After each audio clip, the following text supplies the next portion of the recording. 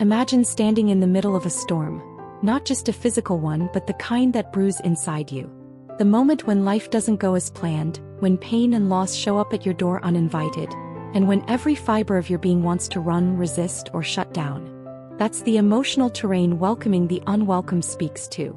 And Pema Chödrön, a beloved Buddhist teacher, gently walks us through it, not with grand promises of escape but with an invitation: stay.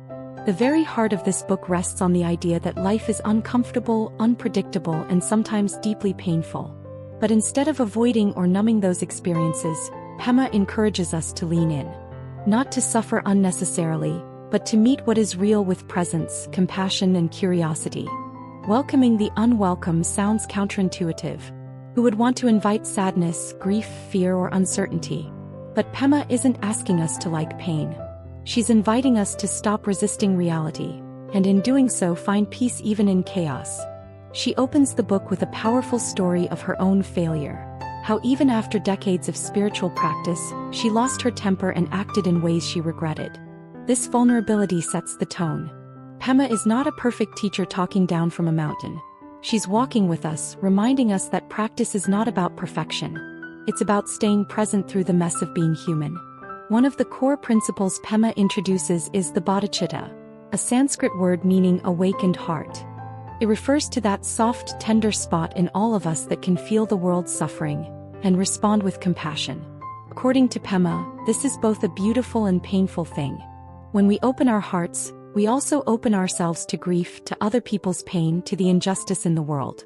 But this open-heartedness is also the birthplace of love, connection, and courage. She reminds us that pain is not personal. So often we think we're the only ones struggling. But when we pause and listen, really listen, to ourselves and to others, we realize that suffering is a universal human experience. Everyone is carrying something. This awareness softens our edges. It makes us kinder. And it helps us let go of the illusion that we're alone in our pain. Another key lesson in the book is reframing discomfort as a teacher. Every time we feel jealousy, shame, anger, anxiety, or fear, we're given an opportunity, not to judge or push the emotion away but to explore it. Pema compares these emotions to visitors. They knock on our door and we can choose how we receive them. Do we slam the door? Do we let them overtake us? Or do we sit with them, ask what they're here to teach, and allow them to pass through? This is where mindfulness and meditation become vital tools. But not the kind of meditation where you sit in silence trying to escape your thoughts. Pema teaches us to sit with our thoughts, with our emotions, and notice what comes up without clinging or pushing away. She encourages short, consistent moments of practice where we breathe, feel, and let go, over and over again. This kind of awareness doesn't make the hard stuff disappear, but it gives us space to respond wisely instead of reacting automatically. A deeply grounding concept Pema explores is groundlessness. The idea that nothing in life is truly solid or fixed. We crave certainty, security, control. But the truth is, life is always shifting. Jobs end. People leave. Bodies change. And yet, in our attempt to cling to what feels safe, we often suffer more. What if, instead, we could accept the impermanence of all things? What if we could find freedom in letting go? She doesn't pretend that this is easy. Letting go is perhaps one of the hardest things we're asked to do as humans. Letting go of expectations, of past hurts, of the fantasy that life should be different. But the more we practice, the more we realize that clinging only brings suffering. Freedom lies in accepting what is, moment by moment. Pema also speaks powerfully about self-compassion. So often we are our own harshest critics. We shame ourselves for not being better, for making mistakes, for feeling weak. But what if we could treat ourselves with the same kindness we offer a dear friend? Pema reminds us that self-compassion is not indulgent. It's essential. It creates a stable foundation from which we can grow, heal, and connect with others authentically. One beautiful metaphor she uses is that of a boat in rough waters. When we're caught in emotional storms, our instinct is to thrash or panic. But the more we struggle, the more we capsize. Instead, she teaches us to find the still point, the center of the boat, and anchor there. That center is our breath, our awareness, our presence. It won't stop the storm, but it will help us ride it. Another profound teaching in the book is the idea of equalizing self and others. We often think our suffering is more important than someone else's, or that we are more deserving of compassion. But what if we saw every being, ourselves included, as equally worthy? This shift from me to we softens the ego and expands the heart. Pema encourages practices like Tunglen, where you breathe in the pain of others and breathe out healing, as a way to connect deeply with the world. She also doesn't shy away from difficult topics like injustice, racism, or societal suffering. She acknowledges that welcoming the unwelcome includes not turning away from the suffering of others.